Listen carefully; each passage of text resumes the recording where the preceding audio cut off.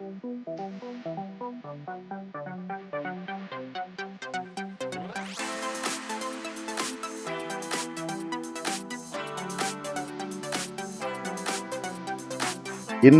చేదు ఘటనలు, ఎన్నో చేదు జ్ఞాపకాలు, ఎంతో మంది మనోళ్ళని కోల్పోయాం, ఎంతో మంది మిత్రులను కోల్పోయాం, పక్కింటి వాళ్ళని కోల్పోయాం.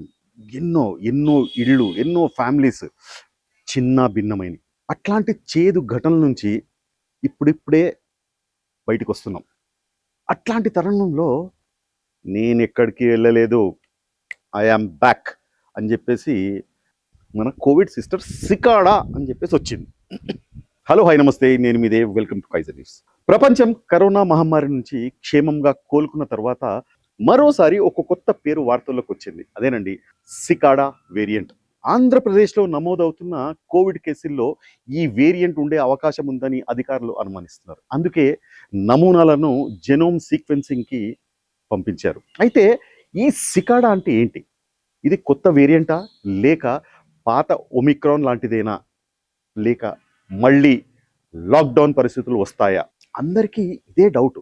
ఈరోజు పూర్తి వివరాలు ఇక్కడ తెలుసుకుందాం.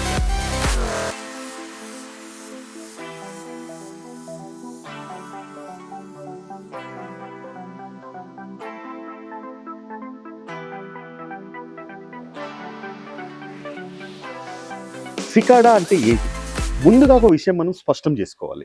సికాడా అనేది ఇప్పటి వరకు ప్రపంచ ఆరోగ్య సంస్థ అంటే WHO అధికారికంగా పెట్టిన వేరియంట్ పేరు కానే కాదు. ఇది జస్ట్ మీడియా కథనాల్లో ఉపయోగిస్తున్న మారు పేరు, అంటే నిక్ నేమ్ మాత్రమే ఇది.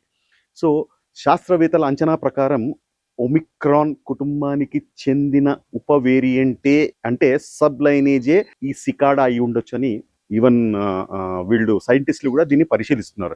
అంటే ఇది పూర్తిగా కొత్త వైరస్ కానే కాదు అన్న అంచనాకు కూడా వచ్చేసారు. కరోనా వైరస్ కాలక్రమేణా మార్పులు చెందుతూ వచ్చిన రూపంలో ఇది ఒకటి అయ్యే ఛాన్స్ ఉండొచ్చని నిపుణులు చెప్తా ఉన్నారు.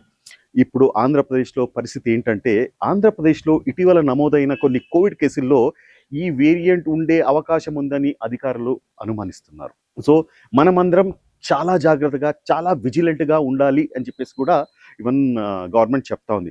అందుకే ఏదైతే ఈ కరోనా ఈ వేరియంట్, కొత్త వేరియంట్తో ఎవరైతే హాస్పిటల్లో అడ్మిట్ అవుతున్నారో వాళ్ళ నమూనాలను జినోమ్ సీక్వెన్సింగ్ కోసం అని చెప్పేసి ప్రయోగశాలకు కూడా పంపించారు.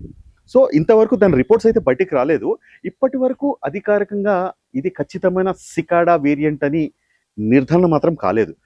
పరిశీలన ఫలితాల తర్వాతే స్పష్టత వస్తుంది. అంటే ఆ రిపోర్ట్స్ వచ్చిన తర్వాతనే మనకు తెలుస్తుంది. బేసిక్గా సికాడా లక్షణాలు ఏంటి, ప్రస్తుతం నమోదవుతున్న కేసుల్లో కనిపిస్తున్న సాధారణ లక్షణాలు ఎలా ఉంటాయంటే, ఒకటి జ్వరం, గొంతు నొప్పి, దగ్గు, ముక్కు కారడం, అలసట, కొంతమందిలో తేలికపాటి శ్వాసకోశ సమస్యలు కూడా ఉండవచ్చని నిపుణులు చెప్తున్నారు. అయితే ఈ లక్షణాలు గత ఒమిక్రాన్ వేరియంట్లో కనిపించిన వాటికి చాలా దగ్గరగానే ఉన్నాయా అంటే ఎస్ అని అంటున్నారు. ఇది ప్రమాదకరమా? ఇదే మన అందరి మనసులో ఉన్న $1 మిలియన్ ప్రశ్న. మళ్ళీ లాక్డౌన్ వస్తుందా? మొదలే యుద్ధ వాతావరణం, నిత్యావసరాల రేట్లేమో ఆకాశాన్ని అంటుతున్నాయి. ఒకనొక టైంలో పెట్రోల్ దొరకదు, చాలా గ్యాస్ దొరకదు. ఇట్లాంటి టైంలో ఈ సికాడా రాకాసి మళ్ళీ వచ్చింది.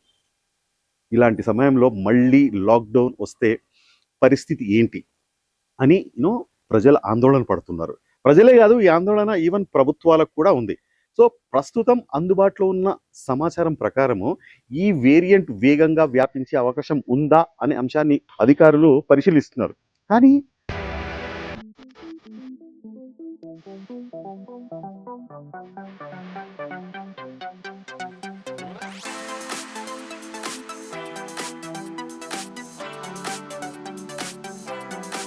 గత వేరియంట్ కంటే ఇది డేంజరస్ అని నిర్ధారించే బలమైన ఆధారాలు ఇప్పటికి మాత్రం లేవనుకోండి. అదొక్కటి మనం సంతోషించాలి. అంటే జాగ్రత్త అవసరం, కానీ భయపడాల్సిన అవసరం ఉందని ఇప్పుడే చెప్పలేమని చెప్పేసి నిపుణులు చెప్తున్నారు. కానీ ఎవరికి ఎక్కువ జాగ్రత్త అవసరం అంటే, నిపుణులు సూచించిన దాని ప్రకారము 60 ఏళ్ళు దాటిన వారు, గుండె ఊపిరితిత్తుల వ్యాధులు ఉన్నవారు, మధుమేహం ఉన్నవారు, కిడ్నీ వ్యాధులు, రోగ నిరోధక శక్తి తక్కువగా ఉన్నవారు, ఇలాంటి అనారోగ్య లక్షణాలు కనిపిస్తే వెంటనే మనం వైద్యులను సంప్రదించాలి. మన ఇంట్లో ఎవరైనా పెద్దవాళ్ళు ఈ లక్షణాలు ఏమైనా కనిపిస్తే కనుక వెంటనే వాళ్ళని టెస్ట్ల కోసం వైద్యుల దగ్గర తీసుకెళ్ళాలి. సో ఇమ్మీడియట్గా మనకు వచ్చే డౌట్ ఏంటంటే ప్రభుత్వం ఏం చేస్తుంది అంటే ఆరోగ్య శాఖ కొత్తగా నమోదవుతున్న కేసులన్నీ పర్యవేక్షిస్తుంది, నమూనాలను పరీక్షలకు పంపిస్తుంది, అవసరమైతే ఆసుపత్రిలో సిద్ధతను కూడా పెంచుతుంది. ఈ సికాడా రాకాసిని ఎదుర్కోవడానికి అన్ని విధాలుగా రెడీ అని చెప్తోంది. ప్రజలు భయపడొద్దని, చాలా కేర్ఫుల్గా ఉండాలని, అందరం కలిసి సికాడా శిఖండిని తరిమి కొట్టాలని నిపుణులు చెప్తా ఉన్నారు.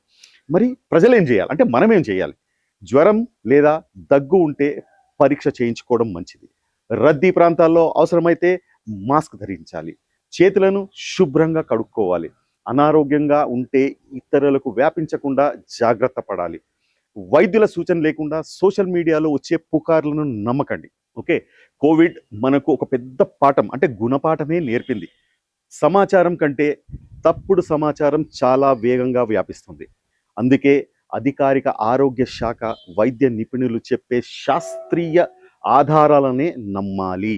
గుర్తుపెట్టుకోండి, సికాడా గురించి ప్రస్తుతం జరుగుతున్నది పరిశీలన దశ మాత్రమే, ఇంకా ఒక కన్క్లూజన్కి రాలేదు. కాబట్టి జాగ్రత్తగా ఉండండి, కానీ అవసరం లేని భయానికి మాత్రం గురి కావద్దు. Take care. కోవిడ్ రూల్స్ని మళ్ళీ పాటిద్దాం, సికాడాని తరిమిద్దాం. ఇంకా ఇటువంటి విశ్లేషణల కోసం కైజర్ న్యూస్ తెలుగుని సబ్స్క్రైబ్ చేసుకోండి. Thank you.